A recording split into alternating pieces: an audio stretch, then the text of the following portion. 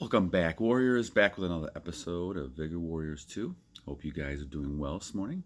I'm about ready to go work out in a second, but I wanted to make a video. First of all, thank you for all the comments and feedback and subscriptions you guys are giving me. I know that a couple of you guys are worried about my doing too many videos at one time. But I guess what a part of it is I haven't done this, and I really wanted to do this for many, many years. So I'm very excited about it. Plus, I'm also keeping busy, as we talked about before. You're trying to kind of get away from some of those temptations. So I do, however, will take days off on Sundays. So Sunday will be a day off, and then I probably will, once my list goes down a little bit, as it's going down now, I probably will kind of be a little more. Maybe do one a day or something like that, or maybe one every couple days.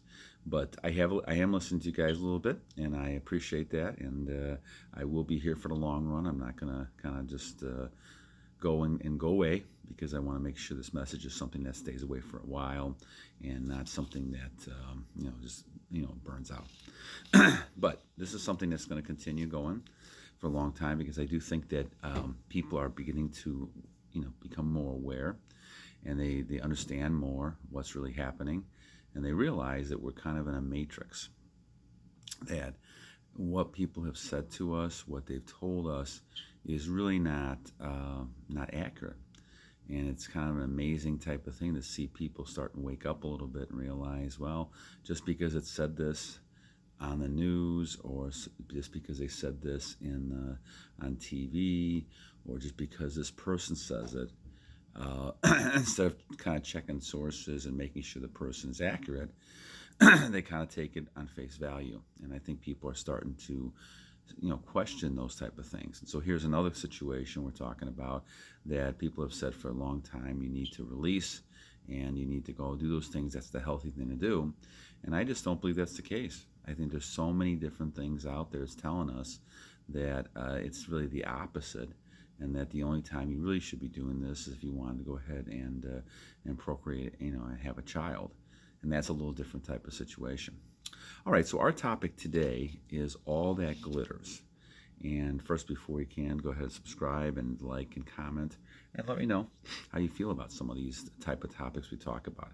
I'm kind of taking a lot of topics that I see other people talk about me during the day, talk to me about during the day, and also focus on things that I see in questions and things like that. So here's a good one. We talk about the fact that what it means is all that glitters is not gold. And what I mean by all that glitters is that it looks good. And we get caught by this all the time. In the old days, they used to call this propaganda when it comes to information, right? We get caught by seeing something that looks shiny. And because our eyes tend to focus on something that's beautiful. And I'm talking a lot more to males than I am females here, because males tend to are very visual types of beings. And so as a male, you tend to gravitate, your eyes tend to gravitate to something that is beautiful, right? You tend to see that. And that's the type of temptation that males struggle with a lot more than females. Females tend to be focusing so much more on, even nowadays, nurturing relationships. They want to have children. Remember, guys, the key element here, and we'll talk about this in some of the videos, is that our purpose, if you look at the long picture here, our purpose is to reproduce, okay? That's the whole key. All the other stuff we do is more of just pleasure types of things and things like that. Our key purpose is to reproduce. And I think that's what instinctively is what people, males and females, do. And they think about those type of things. And now obviously they have things they want to, pleasures and things they go after. But the idea is that you want to do that. So when you look at those type of things, males are going to look for females that are attractive, and females are going to look for males who have stability, or have things that they can actually go ahead and feel secure about once that happens, right? Now, is that everybody? No, of course. There's lots of people out there that don't want to do that, or they say they don't want to do that. But I think it's a funny type of thing, is once people get into their 30s, all of a sudden now they're thinking about focusing on, when have a family and settling down, and they realize that, with all the other types of activities that we're doing and all the energy losses and things they've had over the years, it's hard to attract those type of males and females any longer, and it makes a big difference. So, but here again, what happens with males especially is that you tend to focus on those things that look good, and when they look good, then it's a whole different type of approach, because now you're trying to kind of go in and get that thing and grab that thing because it looks good. And that's how the eyes and the mind works, especially for males, because that's what happened to me. And so when you look at this, all of a sudden now you're saying, okay, this looks good. I want to grab that. So back in the old days, the caveman days, that's what happened, and that's probably literally what happened, I would imagine, right? But part of the issue then is females needed to protect themselves. And so part of their instinct then is to have safety from other males, because I'm sure what happened was, males were taking other females away from other males, and all kinds of stuff was going on because of this type of visual type of imagery. And once again, when something looks good, whether it's cars or houses or people, then males say, I want this and I want this. Now the danger in all this, because of that, from the male perspective, and obviously we just talked about the female perspective, that they can be kind of hit on all the time, and especially when they're younger. Now as they get older, their market is a lot different, smaller, and you don't have as many males, looking and giving them attention. But the idea that is for males, now you're focusing on those females that look good, especially when they're younger. And so now that is what we call glittering. That's glitter. That looks good, okay? But because it looks good, males would just jump in, and a lot of guys would just jump in, not thinking about the consequences of what they're seeing. And a lot of times when you fall in love with someone or you're with somebody, then all of a sudden you're looking and saying, okay, this person's so beautiful, they must have the same values and ideas that I do. And that's just not necessarily so, okay? That's the reason why you have to be very careful. And like I said, I'm old-fashioned, so my wife, before we married, we dated for a long time, and we were friends a long time before anything else happened. And I think sometimes when you look at things and trying to be not as superficial, and not as more, looking at people as objects more. And that's a tendency people do have, especially males, when it comes to looking at a person and seeing something that looks good. They want that type of thing. I do think that when you look at cultures, of the history, when you look at arranged marriages and all these type of things, I mean, obviously the reasons for a lot of these type of things is because you want to make sure you're not tempted to the point where, you're making a choice based on just how the person looks.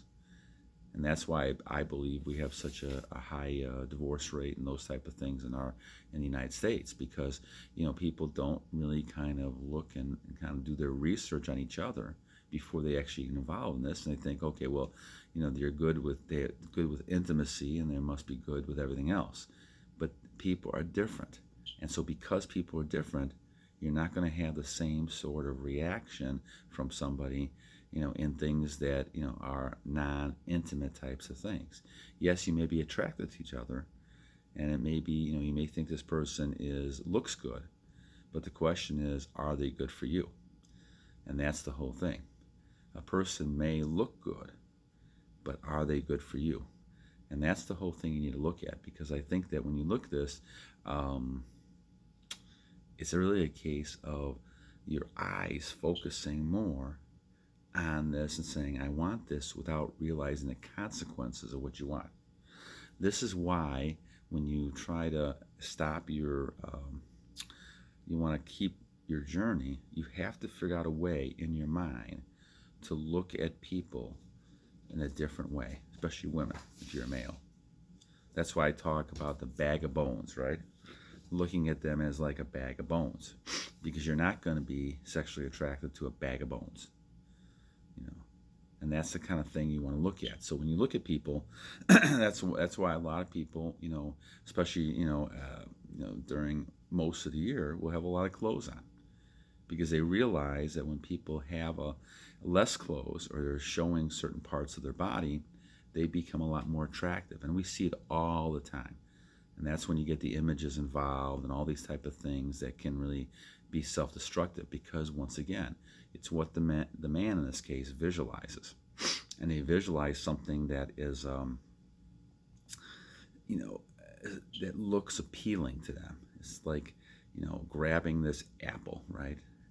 Now I'll use Eve here, but it could have just been, easily could have been Adam, right? Grab the apple and say, okay, you can eat from this apple because it looks good.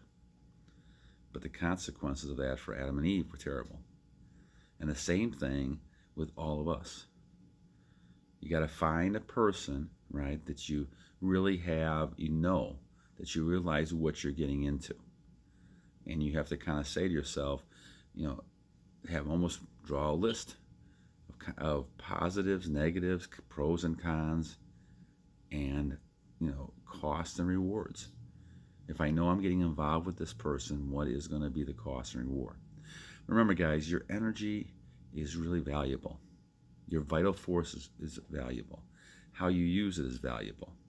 And you want to continue to use it in ways that are positive, to continue to grow and do things that are going to be really effective as you go on in your journey. And like I said, as you get in your journey, you're going to now have abundance of energy you have to use. And so you might go into different things, like I'm doing these videos now, right? And I'll probably do other types of things as I'm going on. I don't like to sit still. I like to continue moving and doing things. Part of that is to avoid some of those past memories and histories, so that I don't have to deal with those. But once again, it's how you look at things. Your eyes are very important. So don't get involved in looking at things that are going to look good, but are really going to be not good for you. Okay? And so that's going to be the title of this one, I believe, that things that look good, but are not good for you. Okay, until next time, warriors battle on.